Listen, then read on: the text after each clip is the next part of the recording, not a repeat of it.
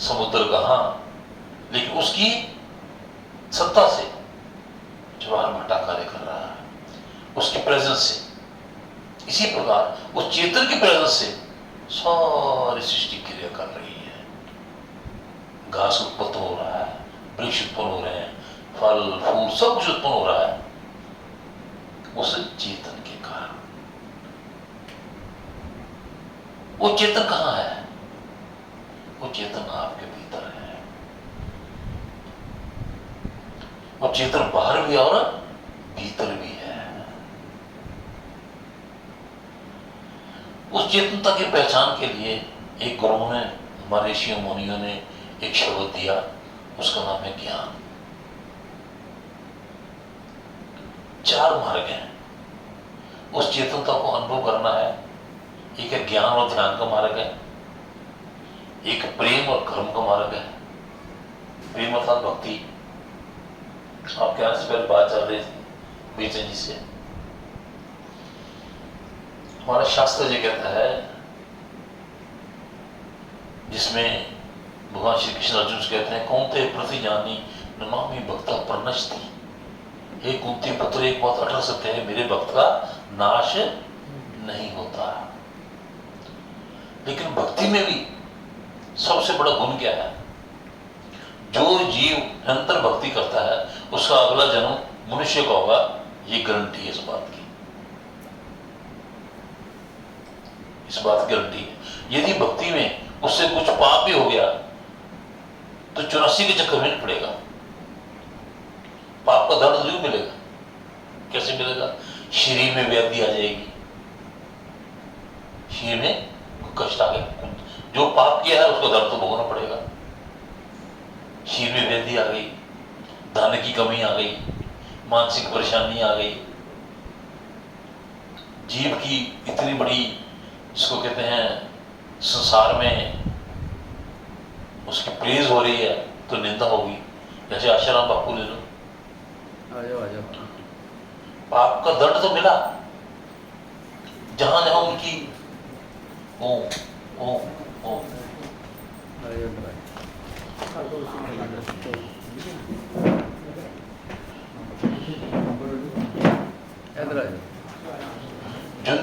जितनी संसार में उनकी हरिओम, जितनी संसार में उनकी बढ़ोतरी थी, उनकी एक पाप का दंड मिलेगा। प्रकृति के विधान से किए हुए कर्मों का फल आपको मिलेगा। कर्म 2 प्रकार से करते हैं हम, मानसिक करते हैं और शीर से भी करते हैं। मानसिक कर्म का फल मानसिक भाव आएगा, शीर कर्म का फल शीर भाव से आएगा। एक व्यक्ति जा रहा था,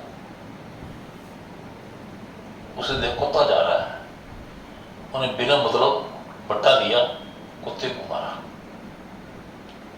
कुत्ता भागा, उसने जाके एक आदमी को काट लिया। कुत्ते को बट्टा मारा, कुत्ते को पत्थर मारा, कुत्ता भागा, उसने जिस आदमी को काट लिया। जिस आदमी को काटा वो घर आया, उसने नौकर को एक जोर से थप्पड़ लगाया। उसको काटा था, उसने नौकर को थप्पड़ लगाया। नौकर गया, वो मालिक से बदतमीजी के मालिक ने नौकर से निकाल दिया। 5 आदमी ने कर्म किया। पहले कर्म किसने गलत किया? जिसने कुत्ते को पत्थर मारा। ऐसे नौकरी को जवाब वो कौन था? जिसने पत्थर मारा उसके बेटे को।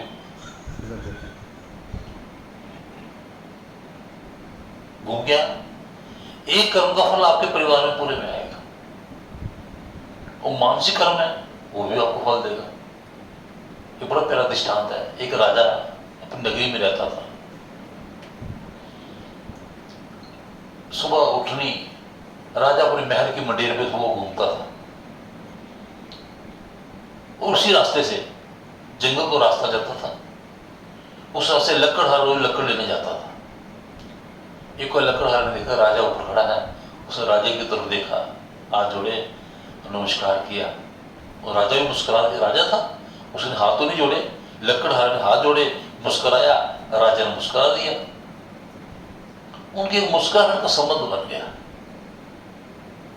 निरंतर लकड़हारा जंगल को जाता, राजा उसकी तरफ देखता, वो राजा की तरफ देखता, दोनों मुस्कुरा देते। समय व्यतीत होगा। एक दिन लकड़हारे को लकड़ जंगल में गया, उसको चंदन के पेड़ मिल गए, चंदन के पेड़ मिल गए। उसे वो चंदन के पेड़ मिल गए, मन में आया चंदन की लकड़ी राजा को जलाने काम आएगी। यदि राजा की मृत्यु हो जाए तो ये चंदन के जो पेड़ हैं जब मुझसे खरीदे जाएंगे तो मेरे को 2 पैसे आ जाएंगे। अब वो चंदन की लकड़ काट कर रखाया, रात घर आया, सारा सोचता रहा कि अब संदेशा आ जाए, अब संदेशा आ जाए कि राजा की मृत्यु हो गई है और चंदन की लकड़ी चाहिए, जिसके पास है मेरे को बेच दो। सारा गुजर गई, सुबह हुई, संदेशा नहीं आया और मन में विचार कर रहा है। और उसी मन को लेकर वो जैसे जंगल की तरफ गया तो देखा राजा खड़ा है। तो मन में आया ये तो मरा नहीं, इसकी मृत्यु नहीं हुई। तो पहले उसको देखा मुस्कुराता था, उस दिन मुस्कुराया नहीं। जंगल में गया, ध्यान एक ही बात तरफ था, अब संदेशा आ जाए, अब संदेशा आ जाए। 3-4 दिन उसी उसके धेड़े में बीत गए कि किस समय संदेशा आए कि राजा की मृत्यु हो गई है और मुझसे लकड़ी ले जाएगा। 4-5 दिन बीत गए, 4-5 दिन लगातार जा रहा है और राजा की तरफ देखो, उसने नमस्कार करना छोड़ दिया, मुस्कुराना छोड़ दिया। राजा को बड़ा क्रोध आया कि 2 पैसे का लकड़हारा मैं इसकी तरफ देखता, मेरी तरफ देख भी ना आए। राजा ने सिपाही को आज्ञा दी, इसको पकड़ के जेल में डाल दो। सिपाही गए, पकड़ा, उसको जेल में डाल दिया। और जैसे जेल में डाला 2 दिन व्यतीत हो गए और जेल में पड़ा सोच रहा है वो, ये तो उल्टा काम हो गया, मेरे को जेल में डाल दिया, लकड़ का मेरे बच्चों को पता नहीं है कि कौन से जंगल में कहाँ रखी हुई है। यदि राजा की मृत्यु हो गई तो लकड़ तो लोग ले जाएंगे, मेरे को फिर कुछ नहीं मिलेगा। इसी चिंता में है। एक दिन वजीर ने पूछा कि महाराज वो लकड़हारा जो जेल में बंद है उसका क्या करना है? तो राजा ने कहा आज मंगलवार है, रविवार इसको फांसी दे देंगे। वजीर ने सोचा कि हमारा राजा इतना दयालु है, एक निर्दोष लकड़हारे को पकड़ लिया और उसको फांसी दे रहा है, क्या कारण है? बड़ा व्याकुल हुआ वजीर, एक निर्दोष को मृत्यु दंड दे रहा राजा, कारण समझ नहीं आ रहा। तो उसी समय वजीर ने कुल गुरु के पास गया कि देखो महाराज आप हमारे गुरु हो, राजा से एक जघन्य अपराध हो रहा है, एक निर्दोष लकड़हारे को पकड़ लिया और उसको फांसी की सजा देने जा रहा है, तो आपको उपाय कीजिए। उसने क्या हुआ, चलो लकड़हारे के पास चलते हैं। वजीर और गुरु दोनों जैसे लकड़हारे के पास गए तो लकड़हारा जाते पूछता क्या राजा मर गया? तो दोनों आए हैं, राजा मर गया। उसने क्या सोच रहे हो, राजा तो ठीक है। तो अच्छा, चुपचाप बैठ गया। गुरु समझ गया इसमें रहस्य है, यही बताएगा।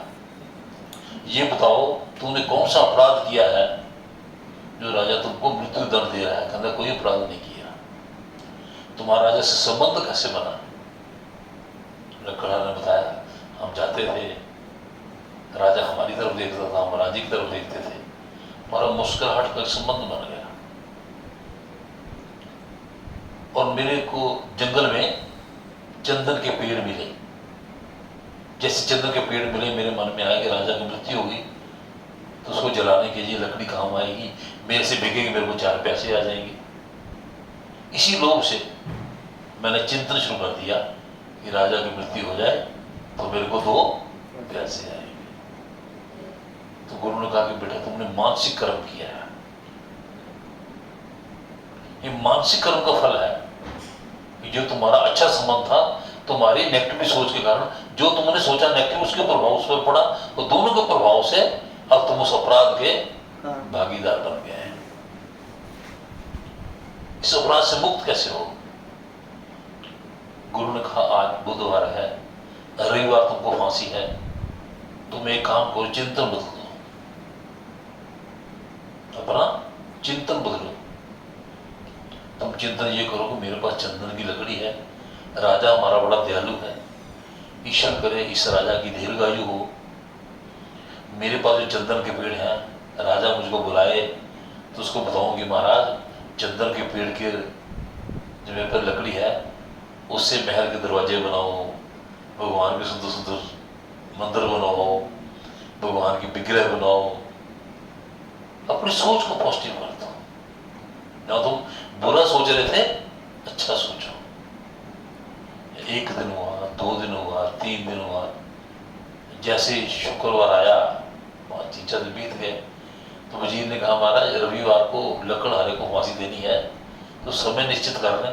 कहते कल बताएंगे।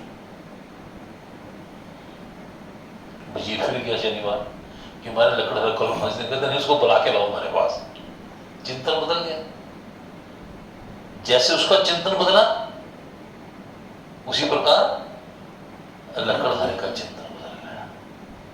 राजा ने पूछा क्यों भाई, हम रोज गुजरते थे, आप हमारी तरफ मुस्कुराते थे, हम आपको देख मुस्कुराते थे, तुम्हारी मुस्कुराहट कहाँ चली गई?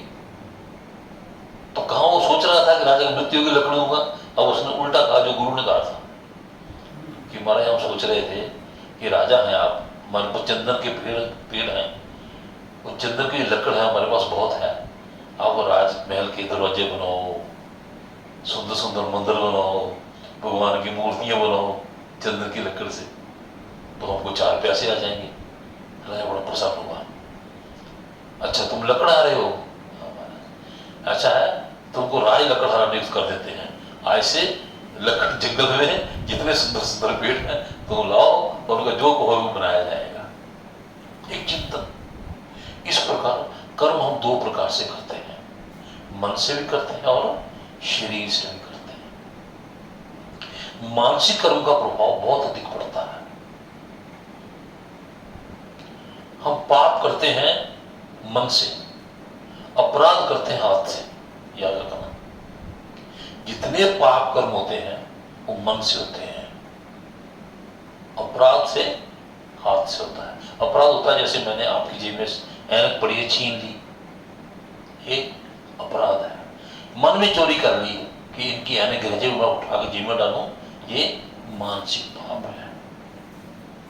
कई मंदिर में जाकर, गुरुद्वारे में जाकर, सत्संग में जाकर किसी की बहू बेटी को देखकर भी मानसिक पाप करते हैं।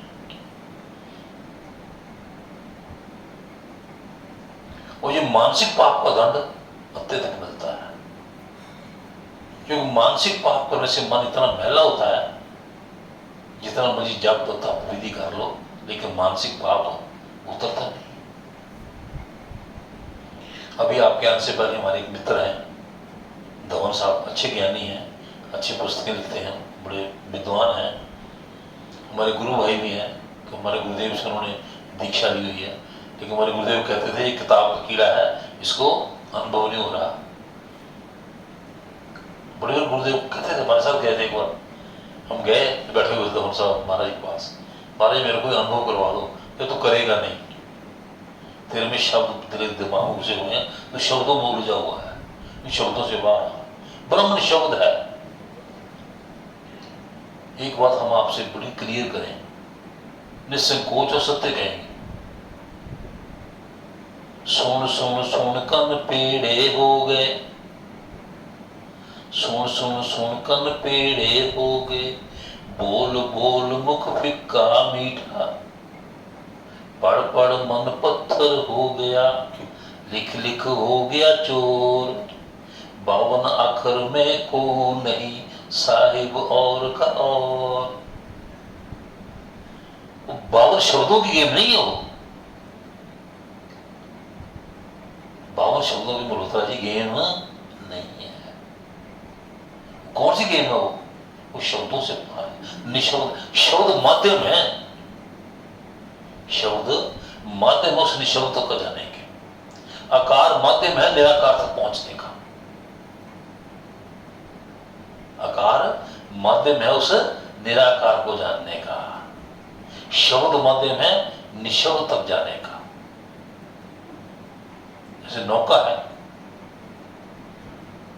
लेकिन शब्द सोच नहीं है, तो मेरे गुरुदेव कहने लगे तंवर साहब शब्दों से बाहर आओ,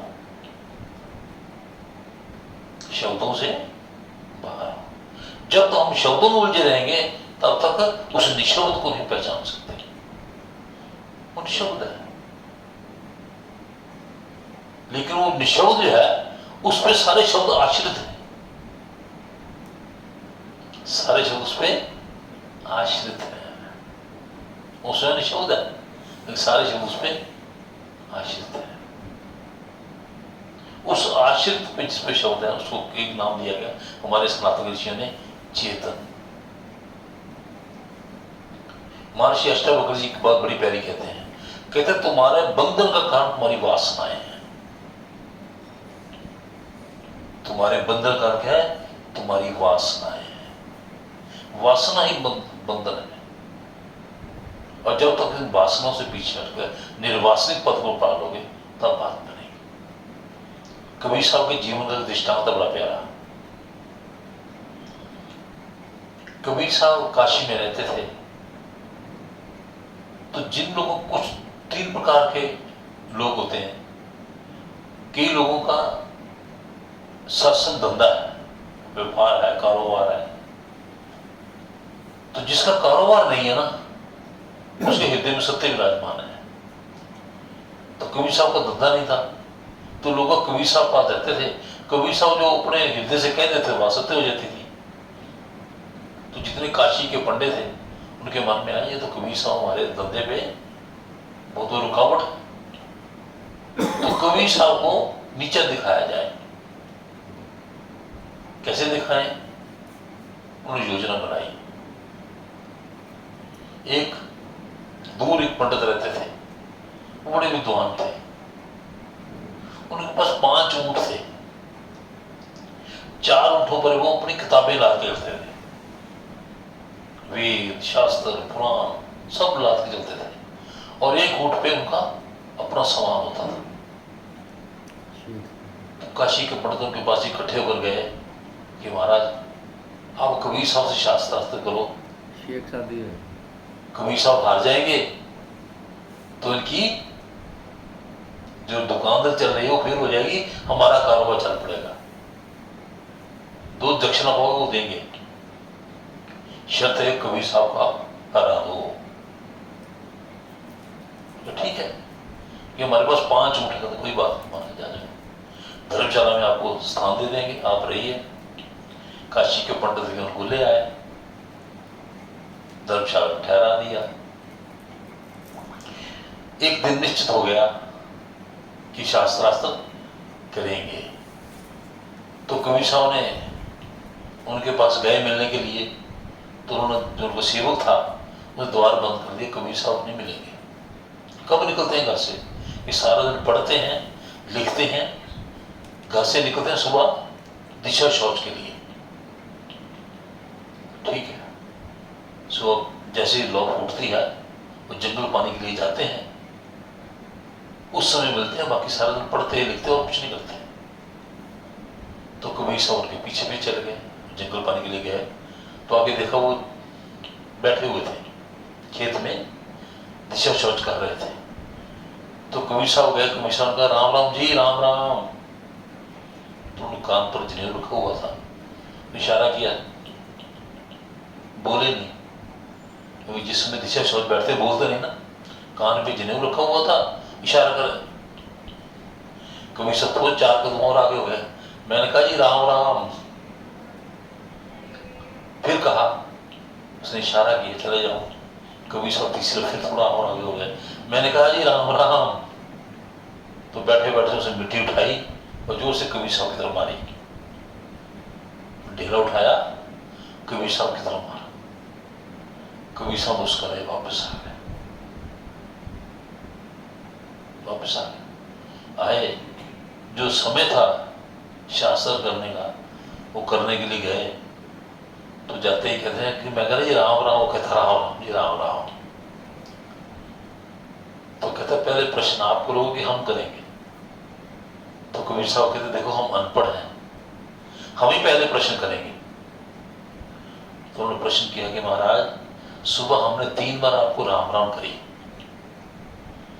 पहले बार करी आपने जवाब नहीं दिया, दूसरी बार करी फिर जवाब नहीं दिया, तीसरी बार राम राम करी तो आपने हमको मिट्टी उठाकर मारी। अभी हम आए, आपको हमने राम राम कहा, आपने तुरंत जवाब दे दिया, तो सुबह और अब में अंतर क्या है? सुबह राम राम करी, आपने हमको पत्थर मारा, अभी राम राम करी, आपने बड़े खड़के से उत्तर दिया, सुबह और अब में अंतर क्या है? कहता आपको नहीं मालूम, सुबह हम गंदगी में थे। कहते कैसे गंदगी में थे? कबीर साहब पूछते हैं कि आप गंदगी में कैसे थे? कि हम शी से गंदगी बाहर निकाल रहे थे।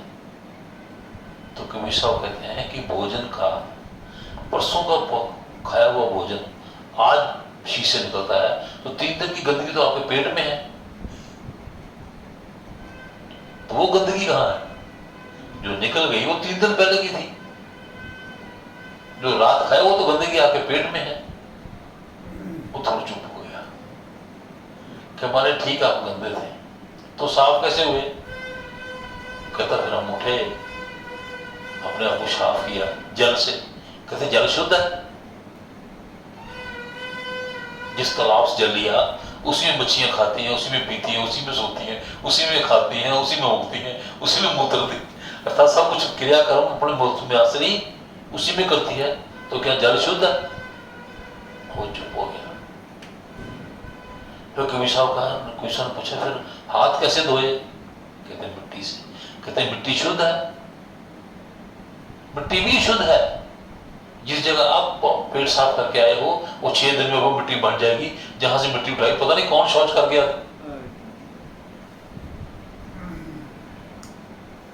जहां आपने मिट्टी उठाई हो सकता 6 महीने पहले वहां कोई शौच कर गया हो, वो मिट्टी है। तो उसने कबीर साहब के पांव पकड़ लिए, इस सत्य से मैं अनभिज्ञ हूं। शुचिता कहां है? शुचिता यहां है, शुचिता यहां है, यहां मैल है। मन मैला सब मैला हो, मन उजला सब उजला। भक्ति से मन निर्मल होता है, उपासना से वासना शांत होती है, और ज्ञान से वासना लय होती है। ज्ञान से ज्ञानी ये जानता है, उसकी वासना निवृत्त क्यों होती है? ज्ञानी एक बात जान जाता है कि जो कुछ भी मेरे पास है वो ईश्वर का है, वो ईश्वर का है। जो मेरे पास था वो भी ईश्वर का है, जो है वो भी ईश्वर का है, जो मैं छोड़ जाऊंगा वो भी ईश्वर का है, मेरा कुछ नहीं है। जिस समय आप वैराग्य के प्रकाश पर पहुंच जाओगे, संसार को निमित्त मात्र जान जाओगे, तो मन वासनाओं से निवृत्त हो जाएगा। और जैसे जैसे मन इस संसार की वासनाओं से पीछे हटेगा, वैसे वैसे ये मन शांत होता रहेगा। और जैसे ही मन शांत होकर अपने स्वरूप में आ जाएगा, तो आप कहोगे मन तो ज्योत स्वरूप है, अपना मूल पहचान। तो मन जिससे उत्पन्न होता है उसी में अंततः लय हो जाता है।